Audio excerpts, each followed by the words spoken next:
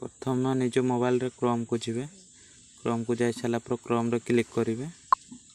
Click कर सारा पर सर्च बार लिखे ग्राम पंचायत GRAM पेस्ट देवे पंचायत लिखे। पंचायत लिखि सारा पूरा ब्लू कलर गोटे तीर चिन्ह मेंशन होती है क्लिक करेंगे। क्लिक कर सारा पर किसी समय अपेक्षा करेंगे एमती आसीज। प्रथम जो वेबसाइटा अच्छी से क्लिक करेंगे। क्लिक कर सारा पर ये जेनेरेट रिपोर्ट लिखाई से क्लिक करेंगे। ये ऊपर देखो जेनेरेट रिपोर्ट लिखाई से क्लिक करेंगे।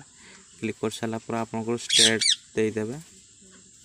ये आपंकर फाइनेंशियल यार देदेवे आपंकर को यार देखिबार अच्छी आपंकर डिस्ट्रिक्ट देदेवे। डिस्ट्रिक्ट दे सारा पर आपंकर ये ब्लॉक देदेवे। ब्लॉक दे सारा पर आपंकर ग्राम पंचायत देदेवे। ये प्रोसीड ऊपर क्लिक करेंगे। देखो ये प्रोसीड लिखाई से क्लिक करेंगे। क्लिक कर सारा पर एमती शो कर आप मोबाइल ये देखो लिखाई job card not use 2 number देखो से क्लिक करेंगे।